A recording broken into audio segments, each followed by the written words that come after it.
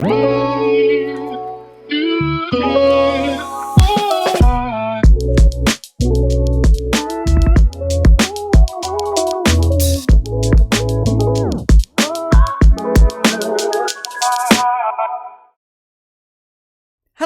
and welcome to Real Menopause Talk. My guest today is Dr. Lisa Petty. Lisa is living proof that knowing what is ahead of you can set you up for success.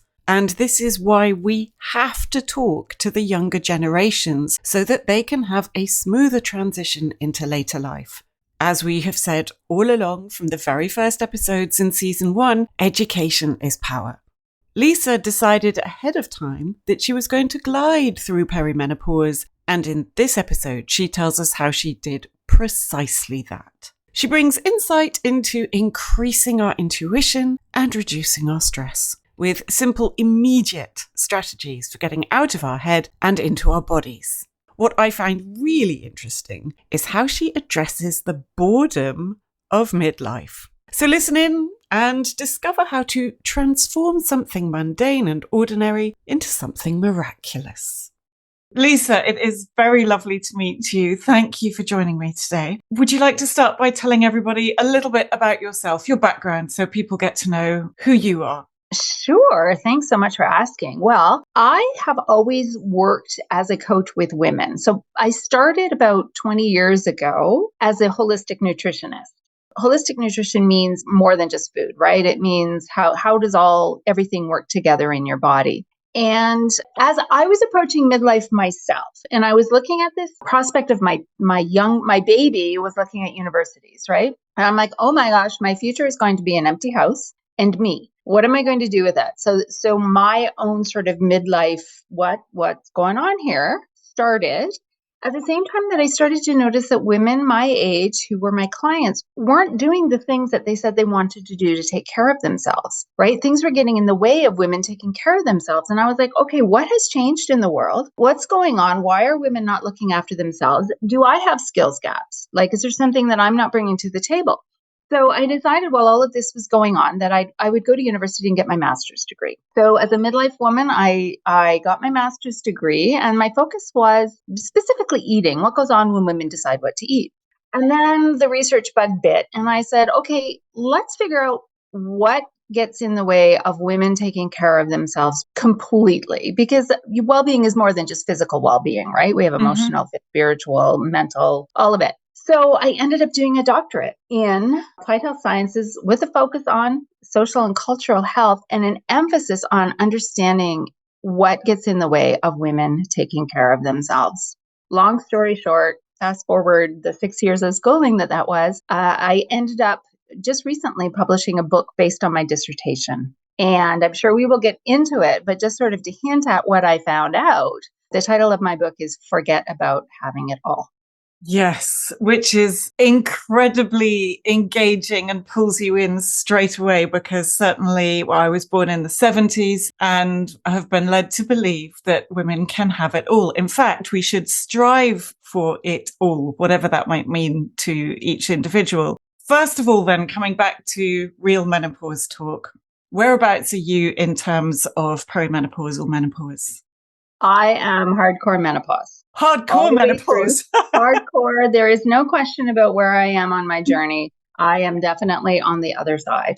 And how was it for you? Okay, so I'm glad that you asked this question because we hear an awful lot about women who struggle and really suffer with their menopausal journey, the perimenopausal journey. And I have to say that I decided, because I was a holistic nutritionist, I knew what my future held. So from, the time I was 30, I knew things were slowing down, things were changing, right? Mid-30s, perimenopause can start whether you know it or not, or feel it or not, or whatever. So I made the decision in my mid-30s that I was not going to suffer.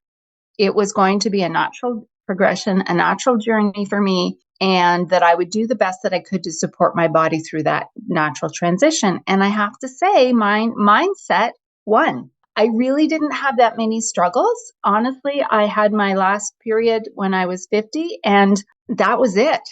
It just stopped. So now for all the women who are, throwing things at the wall because I'm telling this story, like, oh, there.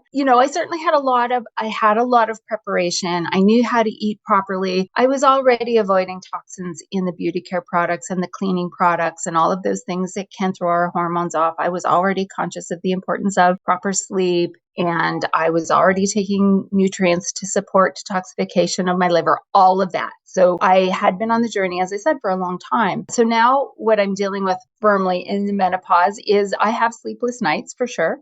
I have nights when I can't turn my brain off.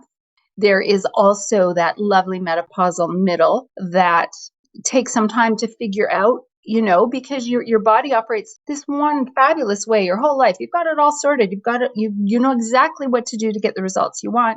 And then suddenly all of that goes out the window. Mm-hmm. Right? And things just aren't happening how you would expect. So I am still working on a strategy to become fit. It's different now. My goal is not to fit into the hottest pair of jeans.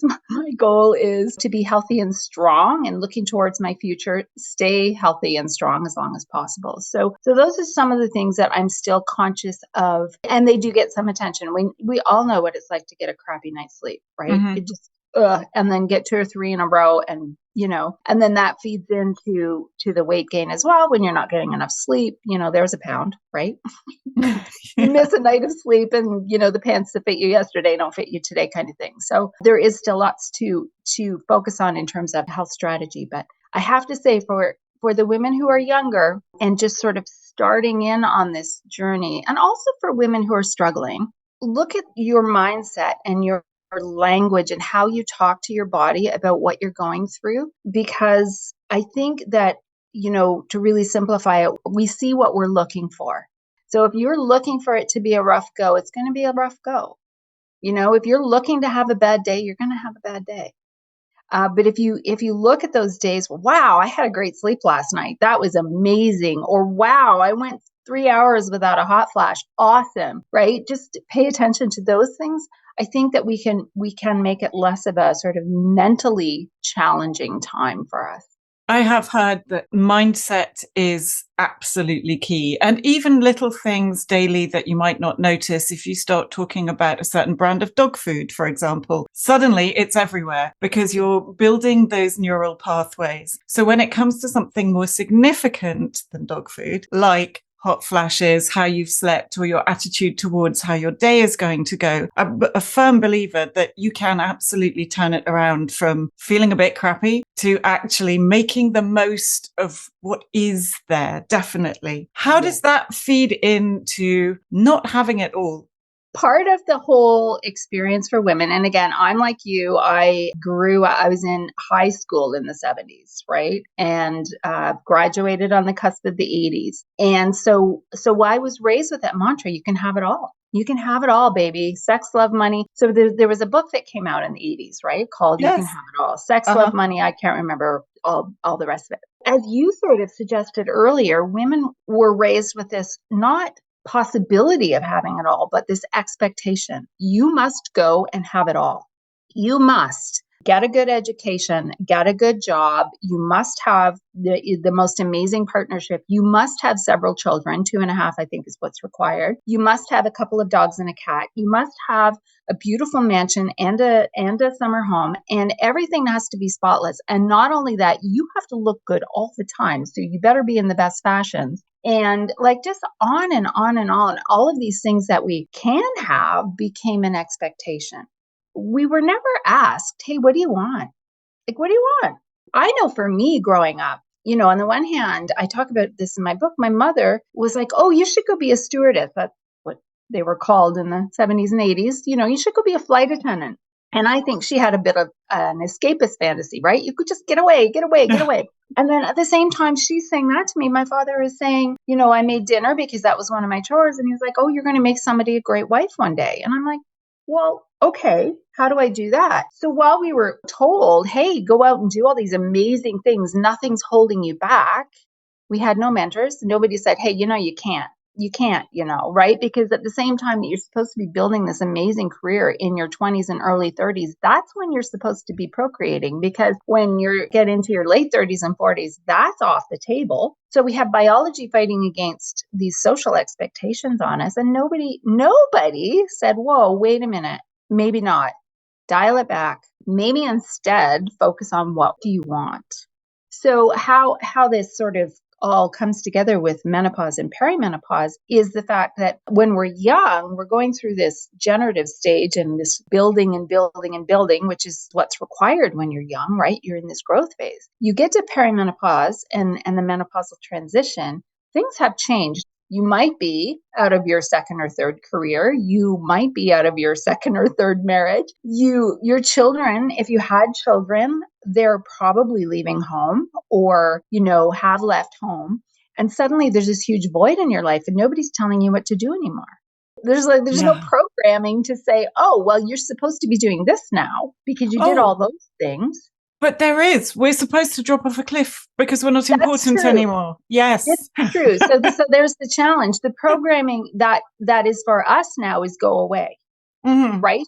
Go away, be invisible. We don't want to hear from you. So that's the social programming that's fighting against this inner knowing that we have. I call it the stirrings that come about at midlife when we're like, no, wait a minute. I finally have space in my life, even if I'm going through this perimenopausal transition or the menopausal transition, I have space in my life. The me that I put aside when I was 15 is starting to say, hey, it's my turn now, but I don't know how to do it. I don't know what I want to do. I don't have, I'm not sure what it all means, but I'm having these stirrings, right? And I know when I look ahead, I have less time ahead of me than I do behind me. We start to think about legacy and what we're going to leave behind. And so it's this really poignant time in our lives. And yet, as you suggest, there's this social programming is go away, honey. We don't want to hear from you anymore. You've got gray hair now. Just quietly fade into the woodwork. And yet we have this hope and this energy around doing something valuable and important in our lives. And the having it all bit is very oppressive. So as we're raising the children and trying to get the career going and all of that kind of thing, and suddenly now our bodies aren't cooperating, we don't know how they're working anymore. While all of that's going on, and this is really interesting because when we were young growing up and women were being told, hey, you can have it all, honey, go have it all. Nobody pulled the men aside, the young men, to say, listen, the world is changing now and how your parents did things is not going to work. And so you can't have a partner who's out in the world working as hard as you do, who then comes home and raises your family for you while you sit on the couch. And you ask her what's for dinner. So nobody told the men. And so that became a challenge. And I love men, so I don't want people to think I don't love men. But they were given a raw end of the deal too, because nobody told them. Nobody told us that things were changing. Nobody told them that things were changing. And there's the conflict, right? All of us who tried to have relationships with men who are like, I don't know, you wanted a job, didn't you?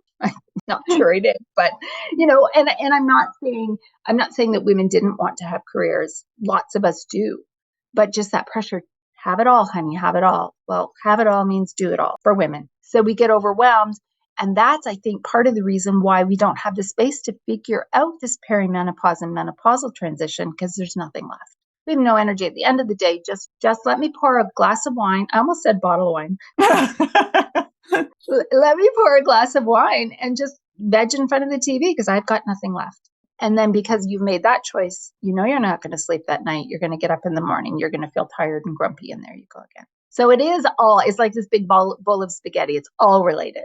It is such a common theme. I've met some of the most dynamic women through the podcast. They are all intelligent, powerful, interesting, interested, gorgeous and glamorous women. And the challenge seems to be universal, that you reach a certain point or often and go, well, what do I do now? Or how do I do it? What do I even want? Just like you said, I'm not sure anybody even asked us, what do you really want? Right. Well, yes. So women aren't encouraged. And this is sort of a cultural thing too, but women specifically are not encouraged to really turn in and reflect and listen to their own soul's guidance, to, their own intuition. In fact, we are told, stop listening to your intuition, stop being emotional, right? You can't function as an emotional being. Well, that's the masculine energy, right? The masculine energy is this idea of logic and reason and brain. Not to say that men don't have emotion and instinct and intuition, they do. But when you're talking about energies, we've been told for decades, just be in your masculine energy. Just do it, just do it, just do it. So even the things that are innately feminine energy, like intuition and feeling and emotion and just knowing and connection, all of those things that help women thrive, we've been told, don't do that. Don't do that. So that's a challenge too, right? We get to a place where we're like, well, wait a minute, I'm feeling things and I don't know what it means. Or, I can't think my way out of this one. I can't think, well, no, you can't, because this is not a logical problem that you're having right now. This is an emotional, intuitive, feminine growth, expansion thing that's happening in your life. It's not a logical one. You're not going to solve it with the same skills and strategies that got you into it. I signed up to your mindful minutes back in December, which you send through to everybody. And I thought, well, how can I not have a minute? And I have to confess that during December, I saw the emails. I would either open them and then go, I'll do it later for 1 minute. All you are asking is 1 minute. I'll do it later. Or I would just go, not today, not today, not today. But that was the craziness of December that I feel many people experienced. Right. Yes. I've started opening them and paying attention, and they are revolutionary and revelationary all at the same time in their simplicity and the way that they can tap into a positive mindset and that intuition that you're talking about for 1 minute a day. How else can you help a woman approach the intuition? Because I do feel it is our superpower that needs to be allowed to express itself. Yes, because we've let the masculine energy steer the world, right, for hundreds of years. It's time for us to take over, right, and go back to feeling and intuition and let the women have a chance. So I'm glad you brought that up about the mindful minutes. And you had sort of alluded to it earlier, though you didn't call it by name, the reticular activating system of the brain. And that's what traps you into the way that you think and way you perceive the world. Mm-hmm. So those mindful minutes are designed to get you to expose you to ideas that aren't your own, right? And they come from a place of love. And I'm not trying to manipulate. They're just like, hey, have you thought about this? Or what if you did this for a minute? So it's really about opening your perception beyond your own imagination, which I know this might sound really woo. And I have to say, I have a doctorate in real science. But I also believe in sort of the intersection between research and woo. And there is research that shows that we have intuition. There is research about the reticular activating system. If we can move beyond our own perception and expose ourselves to amazing things beyond our own belief system, then we'll open up the doorway to new ideas. Well, who can I be then? How can I be then? What can I bring to the world? What can I create? So doing something like that, doing something like the mindful minute is a really good first step, particularly for women who are like, what is she talking about? It's a minute. I'm specifically trying to help women get out of our brains. Like, listen, I have a doctorate. I have lived in my head for a decade and I'm happy there, but I see that it limits me. Mm-hmm. Right? I have seen that logical, precise, critical way of being has limited me and in some ways has pushed me off into a corner. So my personal goal is to get out of my head and into my body. And as I get into my body, I'll start to feel again. I'll start to feel joy and gratitude and love and all of those emotions that are part of our intuition. So getting back into the body is really critical for building intuition. So what does that mean? That means acknowledging that you have a body. Your body doesn't stop at your neck, right? It goes all the way down. So doing things like getting out in nature and when you can, take your shoes off outside, stand on the ground because the earth gives off a frequency that helps to recalibrate us. So when you can get outside, do that. But even something simple like just rubbing yourself or getting some lovely hand cream and giving yourself a hand massage. So for women, what this is going to do is stimulate the hormone oxytocin, which is the love hormone and the bonding hormone. And for women, it's the hormone that helps to reduce stress, that cortisol, right? The stress hormone, which is part of the problem with the weight gain and part of the problem with not sleeping at night and the snappiness and all of that. So doing things like that, just rubbing on hand cream and feeling that and be conscious of rubbing your hands together and touching your fingers. So increasing your oxytocin, but also just being aware of being in your body. So anything you can do to get into your body is a beautiful first step for opening up to your intuition again.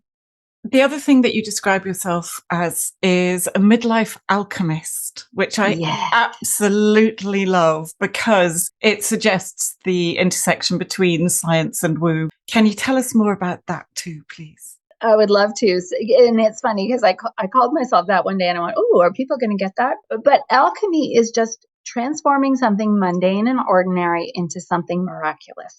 And who doesn't want to do that with your own life, right? So here's the challenge. One of the things that happen when we get to midlife is that we can be bored. Mm-hmm. Like life is a drag. We've had all of our first kisses, our first loves, our first babies, our first marriages, our first, what is exciting? We get into this real, the grind of it. And we're thinking, oh my God, I've got 4 more decades of this, 5 more decades of this. Ugh. And so rather than being in that, what if we took that mundane, boring existence and actually created something fabulous with it? Took the opportunity to transform something mundane into the life you always wanted and never gave yourself permission to create. And so I like to help women do that. First of all, giving women permission. You know what? It's your time. It's time. It's time for us to stand up. Gloria Steinem once famously said that an army of gray-haired ladies is going to quietly take over the world, and it's time. It's time. Not that I have gray hair yet, though I am embracing it and allowing the sparkles to come in now. I want women to understand that they have a lot and they bring a lot to the world. And even if all they want to do is become confident in who they are and how they move through the world, I'm not saying you have to become a rock star. I'm not saying you have to, be a leader of the army. But even dropping a pebble in the water creates ripples that move out, right? So as women, if we can be confident in who we are, what we want, what our boundaries are, what we'll say yes to, what we'll say no to, and can mentor that to the people around us, our daughters, our granddaughters, our sons. Men got left out of this whole, we see what's going on in the world. They're getting a bad rap. They need support too. And I'm not saying tell men what to do. I'm saying if a woman is standing in her power, that can only create positive ripples for everyone around her, including the men. And the men will say, well, wait a minute. I want to stand I want to be me. I want to start following my heart. So I think that's really critical. So I love to give women permission to do that and then give them the tools. Let's practice doing this. Let's practice getting out of your head. Let's use our imagination. And if there were no obstacles, what would you do? And then, of course, we get into a little voice in the back of our head saying, yeah, but that won't work for me. And so working through those mindset bumps that will always come up too. The seeking permission, the making yourself small, the, I suppose, imposter syndrome as well feels very familiar to a lot of people. So getting past that must be very hard. Where do you start? Well, first of all, is giving yourself permission, right? You have, and mean it, not just say the words, yeah. I hear this a lot. Women talk the talk. I used to have a health talk radio show and it was called a health radio that walks the talk. Because we say a lot, right? We say a lot. Oh, yeah, self-care is so important. Really? Then why did you just agree to do something that you have no time, energy, and interest in doing if you say that self-care is so important, right? Mm-hmm. We pretend. And that's part of the issue too. And this came up in my research. I called it story keeping. We hear a lot about, we're storytellers. We learn from storytelling. Women are awful storytellers. We are story keepers. We hold back. We don't share the struggles. We don't share the difficult stuff. We don't share the messiness, the bloodiness, the difficult things. And yet, when we withhold all of that information and wisdom, who wins? Our daughters don't win. Our sons don't win. We don't win. And so instead of being story keepers, I really want women to start telling your stories. And I don't mean moan and complain. And I don't mean be a victim. I'm not like, whoa, woe is me. This is the worst thing ever. No, that's not helpful either. No one wants to be around that energy, and it's not helpful for us. But to be able to say, listen, this is a potentially difficult thing that you've decided to do, and I support you 100%. Here's what I did that worked. Here's what I would do differently next time. Reach out if you need support. That's the kind of thing that we need to be doing for each other. So enough of these, sugar-coated self-care memes and that kind of stuff. Self-care isn't lollipops and manicures. It's dirty. It's selfish. It's exhausting in the sense of, holding firm your boundaries. But once you get in the rhythm of it, it's the most empowered and empowering thing that you can do for yourself. If you can demonstrate that and role model it for those around you, then that automatically gives the permission that everyone continues to seek to do the same. So then we can respect each other even more and each other's boundaries. What is the greatest thing that this whole life phase and transformation has taught you? Oh my gosh, there are so many things, and every day there's something new. I think it shocked me how much I allowed things outside of myself to control my experience. I would love for women to be aware of things like what you're watching on TV, the what you're listening to on the radio, even the music that you listen to. And when you hear repeated messages, I think it is to take away our power. Right? So be very conscious of messages that you hear over and over again. So one of them is, right, you can have it all. Who wins in the scenario that has women so exhausted they can't even think straight and they can't think about what they need, right? We have this culture that's all about buying things, having more, creating more, working, just keep working because now you've paid off that house. Now you need to go get another one. So just really being aware of the things that come from outside you that you never questioned before. For me, that was the key. The first one was this idea of who says we can have it all? And why am I in this hot pursuit of having it all when really I would like X, Y, Z instead? Mm-hmm. And then once I got into that sort of energy of, hey, who said that was right? Then I started to think, well, who said that's right? And who said that's right? And so just really becoming more of my own, figure outer, right? I don't know what the word is, but figuring out myself what works for me. That was the big one. One final piece of advice to anyone who is searching or deeply wants to find their passion in midlife. Oh, just one thing. I'm going to say this might poke some people, but you already know what it is. Give yourself permission to pursue it. And if you need support, support is there. It might not be your family and friends. In fact, it probably isn't going to come from your family and friends. They want you to stay exactly how you are. And it comes from love, but it also comes from fear because if you become awesome, things are going to change for them, right? So that would be it. You know what you want. You need to admit it and find some support to bring it to life. Lisa, thank you for all your wisdom. Where can people find you? My website is lisapetty.com, and please sign up for the Mindful Minutes. I'm so grateful to hear that that they are helpful and working for you because I do put intention behind creating those. I also have a free download there called the Wellbeing Check-In, and that's for women, again, who need a little bit of practice getting back into their body and becoming aware of how they take care of themselves or not. So those discrepancies there. And of course, I'm on Instagram and Facebook at Dr. Lisa Petty, Dr. Lisa Petty, just to keep it super simple. And I have a Facebook group called Midlife Alchemy. So if you would like to join there for conversation, trainings, that kind of thing, please do. Okay, thank you very much indeed. Enjoy the rest of your day. Thanks, you as well. Bye now. Take care. Bye. Details of where to find Lisa will also go in the show notes. Follow us on the podcast app of your choice, wherever you choose to get your podcasts. And I have one request of you today. Please could you leave us a review on Apple Podcasts? It helps to send people in our direction. They know where to find us, and it helps push us up the list, which is always a good thing. As ever, thank you for listening. I look forward to seeing you in the next episode.